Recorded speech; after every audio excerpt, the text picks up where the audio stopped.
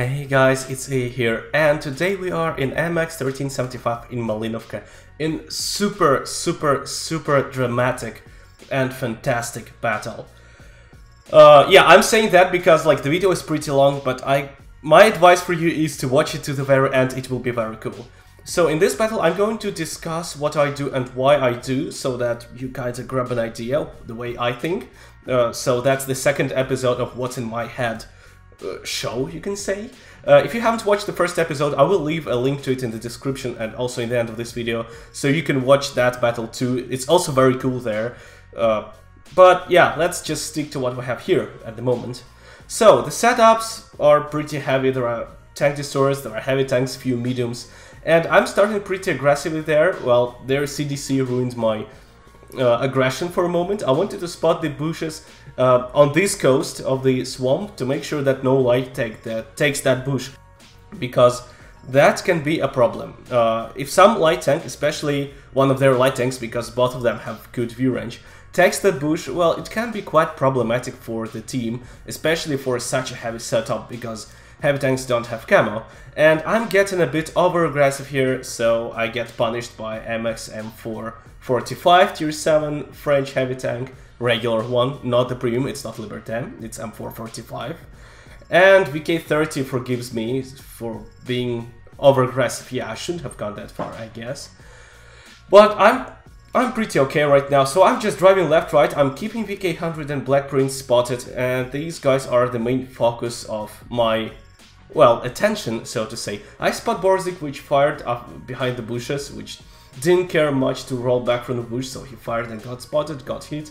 Everything is going nice. So as you can see, the heavy tanks, namely VK100 and Black Prince, even though they stand behind the houses, they are, well, dying. Not quickly, but they are losing hit points. And my advice for you, if you play heavy tank, don't stand there, because, like, it's a matter of time till you get killed, really.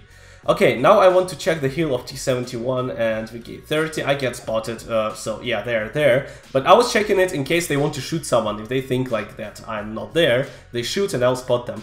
And this moment I didn't wait for my Sixth Sense lamp to go off, to shut off. I was still spotted, but I drove on top to keep VK100 spotted. I paid for that. And like in the very beginning of the battle, it's like 2.5 minutes, I lost all my hit points, and that's when I start to use my brain. Give this video a like if you have the same, if you lose all hit points, and only then you start thinking. So yeah, now I have to act a lot more carefully, because, well, pretty much any tank here kills me with one shot, most tanks. Okay, so what's the situation? Let's give it like a quick look at what's happening here. We are leading by tanks, we're leading by hit points, everything looks good, but in fact it's not. Because like the lead by hit points, well, we are kinda equal. 4-1 by tanks, alright, that's pretty good. But we don't have any territory. Basically, they have a lot of tanks near their base, but they also have tanks, well, at that hill from which they shot me.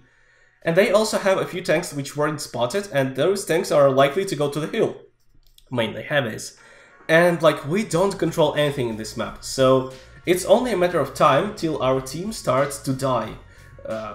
And not that I can do something right now about it, because the best thing which could happen is that if we pushed right to the enemy base, but there is Type 4 Heavy, there is Oni, there is VK100, so taking into account what tanks we have, it's impossible.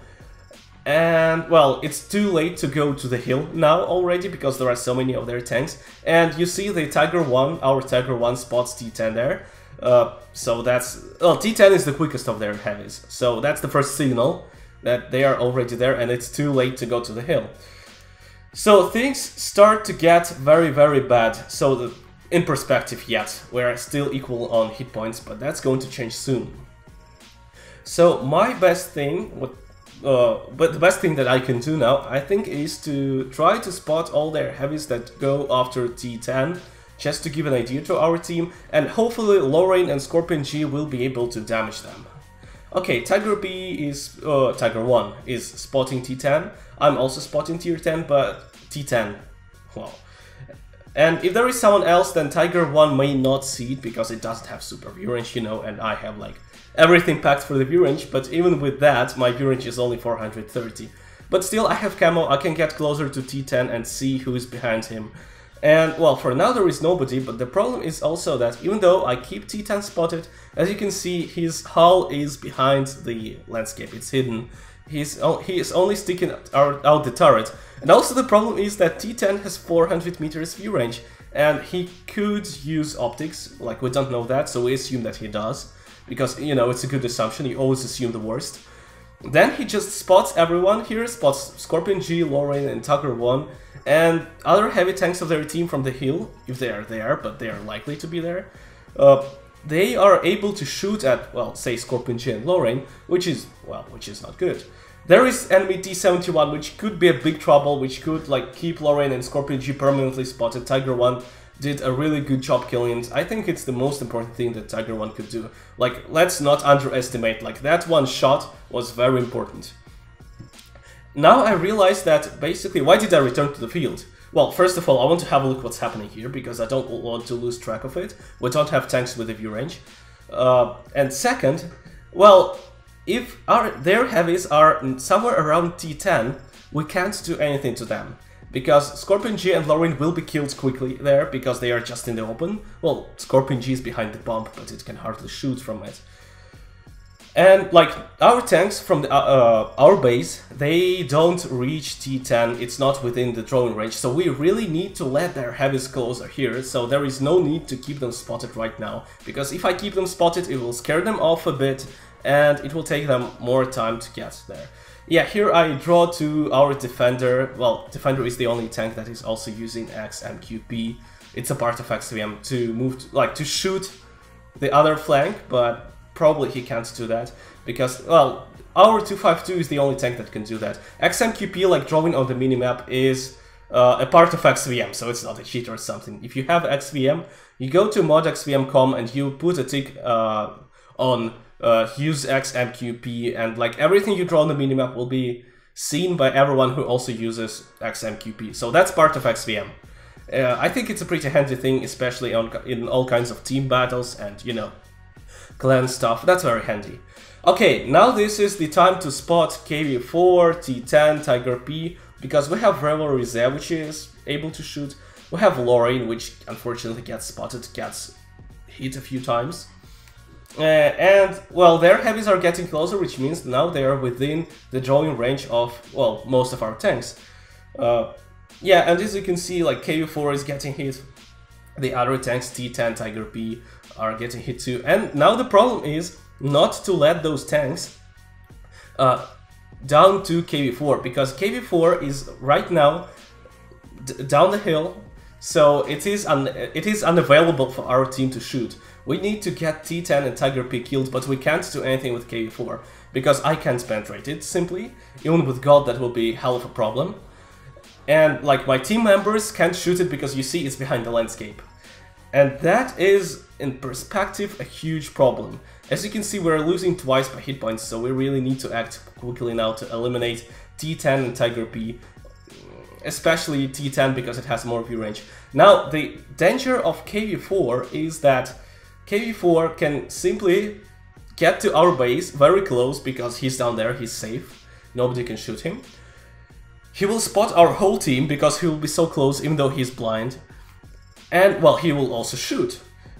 So, once KV4 gets to our base, we will be in big trouble because we will be under crossfire. KV4 shooting from that direction, Type-4 Heavy and Isu and Oni shooting from the other direction. And, like, even though our team is already, you know, hiding behind the stones and everywhere, like, we will be in a very big problem, especially because we have no armor. So, KV4 will penetrate anyone here, because we have French tanks, we have Yak Panther, we have IS-3, not super armored tanks. So we need to do it very quickly. We need to eliminate, well, Tiger P now. While I was talking, Tiger P was wrecked. That's good. And also I'm checking if something is happening at the enemy base. You see, like, every time I make a circle, I grab part of where their tanks stand near their base. In case some of them fires, I will be able to spot it, so that's some extra information I can provide to our team if the enemy tanks shoot. Which is kind of, you know, just trying to play it safe. So I'm trying to give my team as much information potentially as possible. That's why I'm not just standing. I could stand here and keep Tiger P spotted, but I'm not. Another reason why I prefer to move that is that if you get spotted suddenly, well, not in this case, no, there was nobody to spot me, but suddenly you get spotted sometimes by some other lights, then you are already in motion, you are ready just to jump behind some bump or something. So these are main reasons why I like to be always in motion, because you can cover more area and you're just safer like that. Because if you stand in the bush, you get spotted, you take time to accelerate, you are standing in the open, and you know, you cover less area too. Alright, so suddenly there Oni decided to get our team spotted and he rushes the field. Maybe it's not the worst idea from Oni, I don't know, like, it's totally not the best idea, but maybe it's not the worst. I have already loaded gold, which was intended for KV4, but I'm spending it on Oni with, well, pretty questionable success. But I was shooting through the bush, I didn't get spotted, so I'm kind of safe here. And right now, like, we're kind of equal on HP, but we're still in kind of bad position, because we definitely can't attack their base, because one has to be completely mad to attack Type 4 Heavy and Isu. That's just hopeless. And my thought was that, well, maybe I can kill Isu right now, and then, well, our team will be able to advance. We have only Defender, Object 252, that has some hit points to take a hit from Type 4 Heavy. Well, we'll also have Revelry there, but I doubt that it will eagerly accept Type 4 Heavy's shot. So my thought was to eliminate Isu 152, and at the very last moment I changed my mind, because I thought that KV4 is a bigger threat to us, because it will just wreck our paper tanks if it gets close enough there. So maybe this was a mistake from me. Like, if you decided something, just do it, because when you're undecided, it's the worst you can do, because usually you do neither of those. You first try to do one particular thing, then you think, I'll do something else, and then you happen to do neither. In this case, well, I have some time before KV4 gets to our base. KV4 is pretty lazy of their team. If I were in that KV4, I would drive quicker to, well, to our team. So I'm getting to the position through the bushes. I don't want to get spotted, and KV4, well, it's going to be far from here. There it is. I have loaded gold, of course, and I'm shooting this side of his turret, which is an easy target since it's perpendicular to me. And, well, someone else shot it, probably Revelry there, 390. And then I can see the side of the hull of KV4. In order to depress the gun enough to shoot KV4, I had to drive closer in the bush. So I knew that I would be spotted after that shot, but A, I would get KV4 killed first, so KV4 won't kill me. And 2, I don't care about being spotted here, because I have nobody to kill me here. And now we're actually running out of time, it's only 2 minutes left, and, well, I'm drawing for the team to go around, but unfortunately, I noticed only later that it was only 252 who could see all my drawings, so the Lauren couldn't see that. But Lauren was smart enough to go around, that's great. And we're running out of time. I need to kill Isu first, so I loaded AP just because I don't want to waste gold on Isu. And Isu is pretty easy target, it's blind on the move, and it's pretty easy to outspot. There it is, and like it can't do anything to me. It's also pretty soft in terms of armor, if you just don't hit the gun mantlet like I did in the very first shot. But the rest goes in, okay, and we have 1.5 minutes to kill Type 4 Heavy. Defender, please attack, it's now or never. It's really now or never, because if Type 4 Heavy spots Lorraine, or just knows that Lorraine is shooting Type 4 Heavy, then Type 4 Heavy will turn its front to Lorraine, and then it's over. Even if Lorraine is using gold, then, you know, penetration fall over distance, and Lorraine is not the most accurate tank too. I tried to shoot the side of Type 4 Heavy. I know it's pretty hopeless, but maybe it worked just as a distraction. Defender finally gets to Type 4 Heavy. That's great, we're at like 45 seconds left. Come on, Defender, hit it.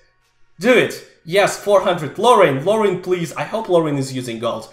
Because if it's not, then it will be a problem to penetrate even this side of Type 4 Heavy. Because, you know, it's really, really sturdy. And yes, Lorraine finishes it off. What a great battle. Let's just stop for a moment here. Wow. 9,000 spotting damage. Personally, I don't even know where we did so much, because like if you think back, like we did something here, we did something there, but you can't really realize where all those 9,000 assistants come from. But if we think a bit more carefully, then we'll remember that I was spotting enemy base, I was spotting their heavy tanks coming down. I was pretty much everywhere. That's the advantage of moving all the time, not standing in the bush. So, if you like this battle, then give it a like. Don't forget to check out the first part of what's in my head, because there the battle is slightly different. I use some symbols on the, well, basically on the screen, so that you can see what and why I do there. So yeah, check out the first part of it. Thank you for watching, guys, and see you next time.